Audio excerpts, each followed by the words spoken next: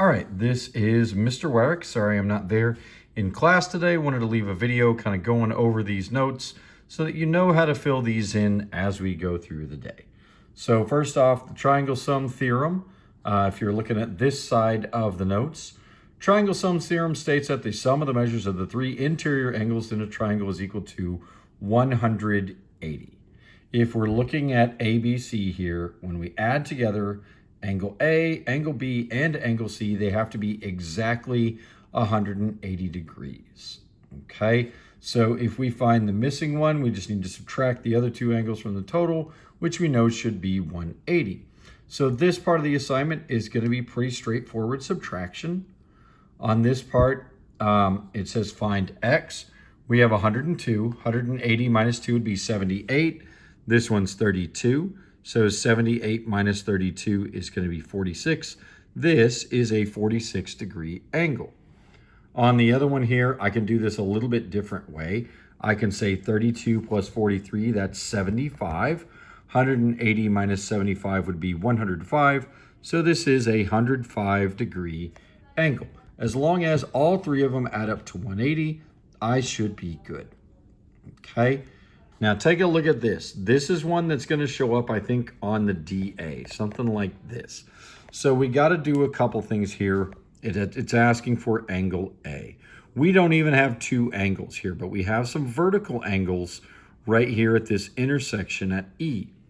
So I'm going to take 43 and 35 and add them together. I get 78. So all three angles of this triangle have to add up to 180, and I have 78 of that. That leaves me 102. So I take my 102, and it's going to be vertical angles right here. So this angle is 102. 102 plus 18 is 120. So I have 120 out of this triangle. This triangle also has to add up to 180. So 120 subtracted from 180 is going to leave us with a 60-degree angle right here at A. Okay, the other one here is a little bit different. Everything just follows a pattern, and if you can memorize the patterns, it makes your life a little bit easier. If you have a 45, 45, 90 right triangle, the two legs are identical because this is an isosceles triangle. Two of the angles are the same, so two of the sides are going to be the same. If we have one of these sides, we just have to multiply it by the square root of 2. That gets us what we have here for C. If they give us C, the hypotenuse, we have to go a little bit different. We have to divide by the square root of 2 to get one of these numbers. Now, if you're doing this on a test where it's multiple choice and it's not asking for that decimal equivalent, it just tells you, oh, I need the radical, whatever. You should be able to still take a number in Desmos and say, oh, the hypotenuse was 12, so I'm going to take 12 and divide it by the square root of 2, and I get this number. So what they would say on this one of the answers would probably be 6 times the square root of 2, and we can see that those decimal numbers are going to be exactly the same. So you're looking for kind of a multiple choice thing there like that. When we have the 30, 60, 90 right triangles, it's a little bit different. The side opposite the 30 is half of the hypotenuse, and the side opposite the 60 is the side opposite the 30 times the square root of 3. So this right here is a translation guide. It tells you how to get from everything to everything. If we have the side opposite the 30, let's say it's 4. This down here, this side B, all we would do is multiply by the square root of 3, so it's 4 square root of 3. And then if this is 4, the hypotenuse is double that, it's 8. If we have the B, if we have the side opposite the 60, we have to divide it by the square root of 3. Sometimes they're nice to us and say, oh, this is 5 square root of 3. So we would divide by the square root of 3 and just get 5 here and 10 here. If they give us a number, it's going to get weird, okay?